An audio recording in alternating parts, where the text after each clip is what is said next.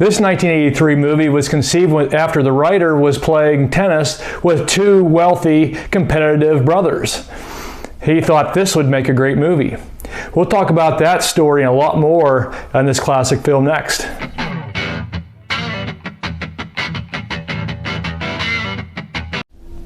Hi everyone, welcome to Retro Flicks. This is your channel for retrospectives on movies and television.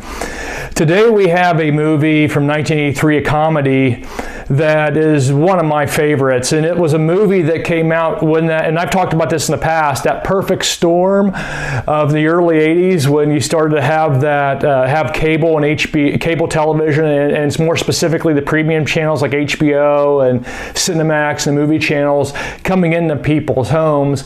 And then you also with that had the VCR, the video cassette recorder, coming into homes more and more as you got into the early 80s and the mid 80s.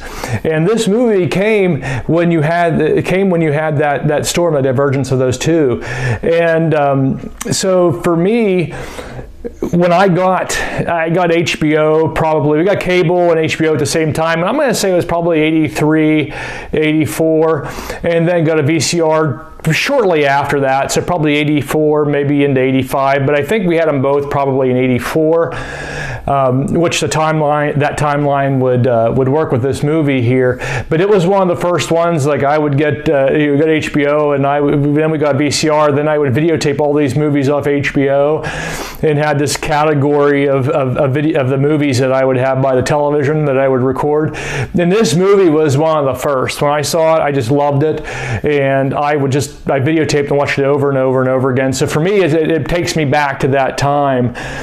And again, that time is really an inspiration for me. Even doing this channel was back at that time, and being able to keep those movies alive. Now, obviously, and I'll talk about this at the end of where you can watch this movie, but it's such a great movie. And so let's go on to it.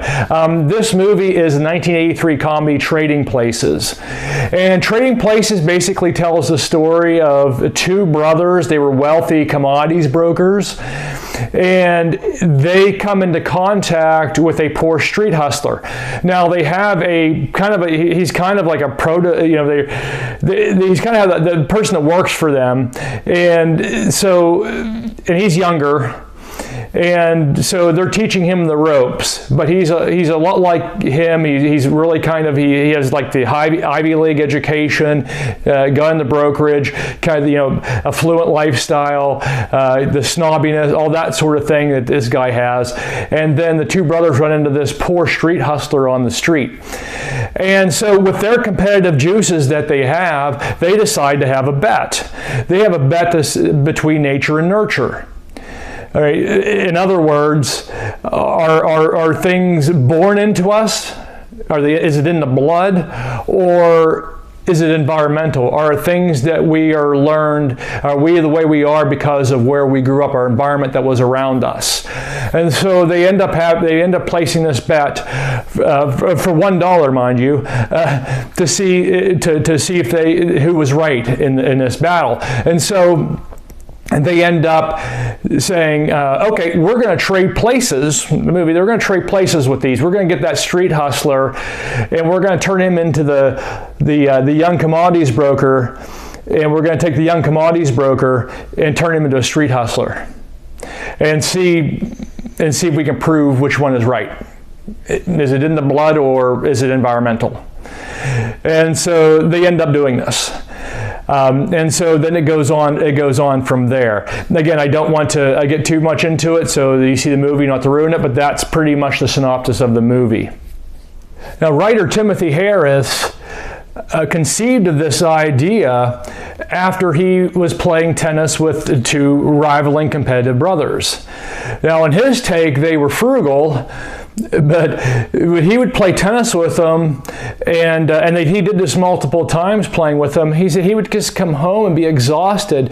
They were just so competitive and rivaling with one another, and they would, I'll bet you can't do, I'll bet you this much that you can't do that, or I bet you can't hit here, I bet you can't do this, that. And he says it was exhausting playing with them, and he would come home after playing with them and just think, these people are awful. And then he started to think about well, maybe I can make a movie out of this and have these two competitive brothers then make this bet over something which he came up with, that idea of the nature versus nurture. So how can I say, okay, these two wealthy brothers, and sometimes maybe they don't have anything better, that they've made so much money and so forth like that at this point right now, you know, if they own something, maybe other people were doing the work, but you know, that they're making bets on these sort of things. So that's how Timothy Harris conceived this. He took it to another writing pal of his who really thought the idea was wonderful, and so they started working on this and what would become Trading Places, the movie. Now the casting of this, when it got the green light to go ahead and make this movie, the casting was a little bit problematic at first. Of course, that's, you know, obviously nothing new to movies, and so we were looking at the studio really wanted. They saw in this the characters of Lewis and Billy Ray. Now Lewis is going to be the younger wealthy broker working for the two brothers, and two brothers are going to be the Dukes. Their last names are Duke. And Billy Ray is going to be this poor street hustler. And they actually had two in mind there. They had Richard Pryor and Gene Wilder. They were really hot at the time, and really in Hollywood as far as working together and having chemistry. They were really hot at the time, particularly coming off of Stir Crazy, the movie 1980. And so the Paramount really wanted to have them, the studio really wanted to have those two, but unfortunately Richard Pryor got into caught himself on fire doing drugs. And so he was really severely burnt. So that took Richard Pryor out of that at the time. And of course they weren't going to put Gene Wilder in, you know, and not have Richard Pryor. So they were looking at, they brought up Eddie Murphy. And Eddie Murphy at this time was making a name for himself on Saturday Night Live. But the studio, he had a movie. It wasn't out in the theaters yet, but it was called 48 Hours. Great movie. We should do one here. If you haven't seen it, do one of them. Do a Retroflix on 48 Hours. But it wasn't out in the theater yet. It was still. It was made, but they were still doing testing of the movie and so forth. And the studio did not like his performance in that. So when they brought up Eddie Murphy's name, they were like, I know he just actually is doing a movie that we haven't put out yet. We're going through testing. You know, we're not sure about the performance he gave. Well, once it went through testing, more and more testing of audiences, they loved it. And so after that ended up happening, they went back and said, okay, yes, Eddie Murphy, yeah, that's fine. And so John Landis, who is the director of this, John Landis will direct this, who we talked about with an episode with National Lampoon's Animal House. He would go on to direct Trading Places. He went and met Eddie Murphy and really liked him, and so he ended up getting the role.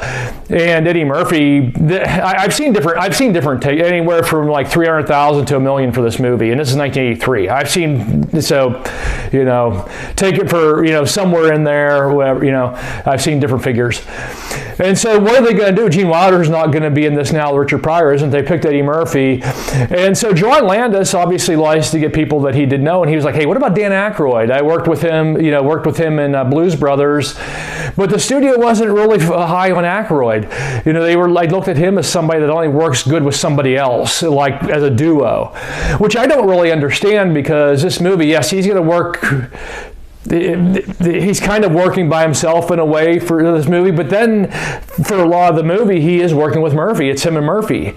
So, I you know, for me, just my opinion, I don't really see how they can come up with that reasoning. I don't understand that reasoning. But anyway, that's what it was. And so, but it took a lot of, but Landis really went to bat for Aykroyd. Aykroyd got the role, but Aykroyd actually had to take a pay cut. And Aykroyd had come off some movies. He left Saturday Night Live, did some movies that didn't do very well. You know, one of them being Dr. Detroit, which actually I love, but it didn't do very well. And so he kind of knew, if I'm going to maybe get my film reel back, I got to take a pay cut to get into this movie so I get myself back in. So that's what he did. And then the next one, and he's doing Lewis. So you have Billy Ray Valentine is going to be Eddie Murphy, and Lewis Winthorpe, the character in there, is going to be Dan Aykroyd. And so now they're going to have a prostitute, Ophelia, who is going to end up helping Lewis for a little bit when he gets in trouble. Ophelia is going to be Jamie Lee Curtis. Now, Jamie Lee Curtis we talked about with Halloween, right? And Landis worked with her on a movie and wanted to bring her in. And again, the studios looked at Jamie Lee Curtis and said, oh, she's just a scream queen. We're not going to have it here. She'd be in Halloween. She came off just doing Halloween too. So, that's what she was. She was just looked at as a scream queen. So Landis had to go to bat for her. And, she ended up getting that role. And so it was really interesting. And Ralph Bellamy, now they'll play the Dukes. And what was looked for there, particularly Landis wanted to get two, and then of course these are going to be older gentlemen, right? Wanted to get two actors that were really prevalent back maybe in the 40s and 50s, and Ralph Bellamy was available and he got the role, but they could not find the other role, Mortimer. So they got Randolph Duke as Ralph Bellamy, but they couldn't find the Mortimer character. They had found one guy, but he wouldn't do it. And so they ended up, somebody had mentioned Don Amici. And Don Amici, somebody in the Paramount said, oh no, he's dead. And Landis like, oh, okay, well, where do we go from here? And then somebody else that worked there said, oh no, he's not dead. I see him walking down the streets of Santa Monica, California all the time. He's still alive. And so Landis ended up going in the phone book and looking for a D. Amici and found a D. Amici and called the phone number, and it was him. But the studio still didn't want him because Amici hadn't did a movie in 10 years. He was doing fine, everything. He's kind of in like a retirement, but Landis talked him into doing it, and so Don Amici came into the role of Mortimer Duke. So really interesting way they went to the casting there. Filming of Trading Places began on December 13th, 1982. And they were primarily going to film in two locations, New York City and Philadelphia. And they were going to shoot, they did the first 15 days, they filmed in Philadelphia. And the Philadelphia filming was pretty much going to be the exterior shots of the movie. But it was extremely cold at this point in Philadelphia. In fact, John Landis, he'd have a heater and stay in like a trailer. They have a heater in there, and he would have the lines and everything by the people outside into him. I guess he had it pretty cozy, huh? And so he would listen through this of whatever he was saying, everybody was doing while he was in the getting warm in the trailer van. I don't remember which one he was in, but something like that.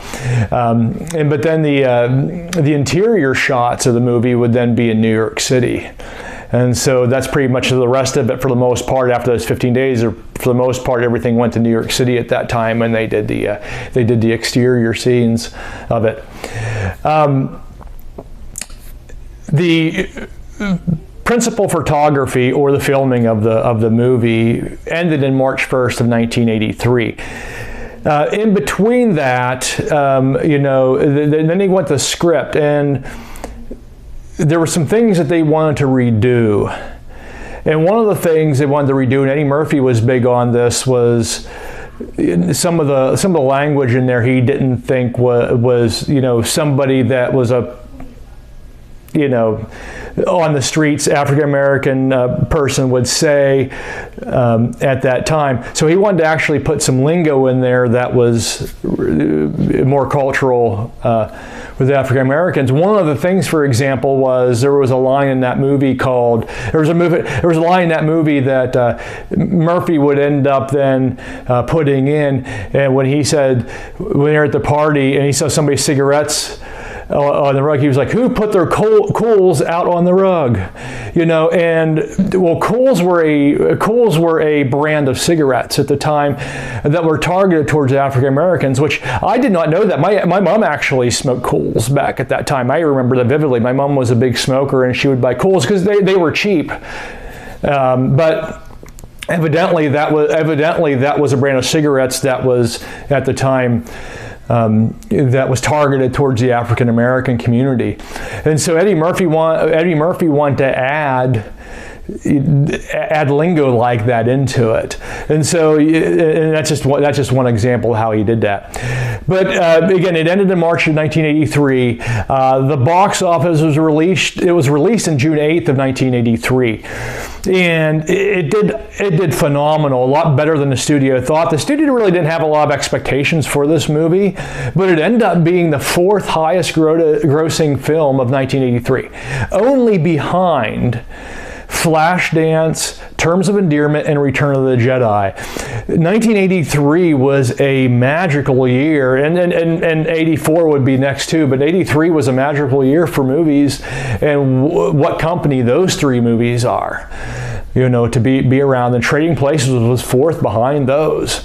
So I mean, it did tremendous at the box office. And of course, the aftermath of this was this sent Murphy even further in the stratosphere. Not that Saturday Night Live already wasn't, but certainly with this movie, he went into film and just went. It just went skyrocketing. Aykroyd too. It did. He really did a good thing. You know, I got a film role. I need to go get this to get my name back in. I'll take less money, and it really worked because then he went up as well too. Obviously, did Ghostbusters the next year.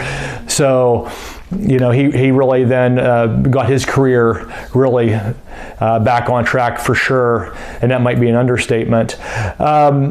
You know, and then Jamie Lee Curtis, you look at that too, and she went on to do some roles too as well. A Fish Called Wanda, for example, that she was actually sought out by John Cleese for that movie because of her work in Trading Places.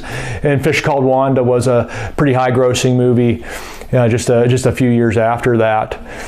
And so, if we look at some, and of course, I don't want to forget too, you know, the Dukes. Don Amici, we talked about Don Amici before, hadn't did movies in 10 years and was pretty much retired and was brought back into this. He then, in 1985, then because of this movie, 1985, he became sought after a little bit more after this and got a resurgence of his career at that age. In 1985, did the movie Cocoon.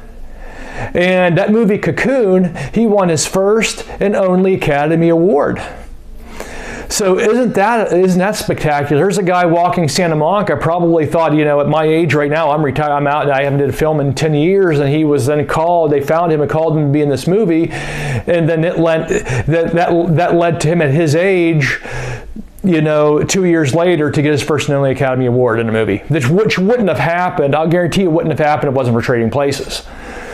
Because that got him back on the map, you know, just incredible.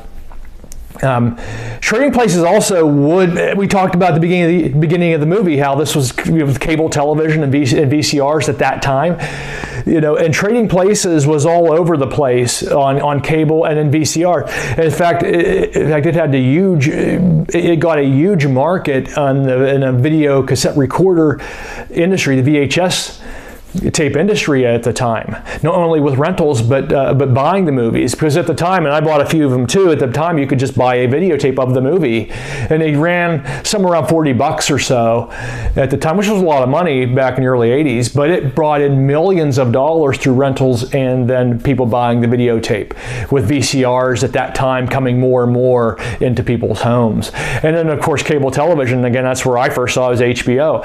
They actually had a specific deal to show Trading Places on Showtime because they felt HBO was monopolizing it. But I don't know what happened there. I mean, I'm sure it was on Showtime, but I saw it on HBO back at the time, so HBO got it. I can tell you that as proof, because that's the only channel I had, the premium channel I had, and that was on at that time. So, and then when Murphy actually then ended up doing Coming to America in 1988, which was a pretty big movie for him that would, I think, spawned a lot of movies for him and after that from this movie. But Coming to America, and if you see Coming to America, have you ever watched that movie? He actually brought Ralph Bellamy and Don Amici back in as cameos as the Dukes in that movie. So interestingly enough, they did that about 5 years later. And then something else with this movie, if you want to look at a legacy too, I'm not going to go all into it. As a matter of fact, some of it's still leaving a little bit fuzzy to me, how the commodities and the brokers work and stuff like that. But what, and again, I'm not going to say it in here because I want you to watch it too. If you haven't watched it, I don't want to ruin it. But the tactic that Valentine and Winthrop used at the end against the Dukes, excuse me, was actually legal at the time. And in 2010, there was an act called the Dodd-Frank Wall Street Reform and Consumer Protection Act, and it did away with that particular tactic. So in 2010, that tactic became illegal. And when they were going through this law and researching it, they actually cited this movie. They actually cited this movie when it came to making that tactic illegal. So, you know, it made a United States law out of this movie. So if you haven't seen this, watch this movie and see what they do at the end. You know, if you haven't seen it for a long time, please go and watch this, you know, and see what we're talking about here. So again, just a phenomenal movie that had just a great legacy, and even obviously you know, it made its mark on our culture in a lot of ways, even having a law passed because of it. So where can you see this movie? You can get it for free on Pluto. Philo, if you have a subscription, you can get it on Philo, and it can be rented on Row 8, Prime Video, Vudu, and Apple TV. So if you haven't got a chance to see this movie, please watch it. I really think it's funny, you know. So watch this and you know, tell me what you think of it. You know, comment below, tell me what you think of it. If you liked it or if you didn't like it, you know, please comment on that. If you haven't seen it for a while, please go on there and check it again. You know, and also comment to tell us what you think of that movie. I'd love to hear from you. And again, I love doing these. Thank you for being here. And we'll be back with another one. Again, you know, like and subscribe, please, you know, and that way you'll know whenever I have a new one coming up. Again, as I said before, you know, in about a month, well, actually in a few weeks or so, I may not have any, I'll be moving and that sort of thing, but, you know, whenever I get going, I'll be still here for another couple of weeks putting some on, but at that point, you know, I might not be on so often at that point until I get settled in my new place, but please subscribe, that way you'll know whenever I do get one up. So I really appreciate it, and until next time, that's a wrap.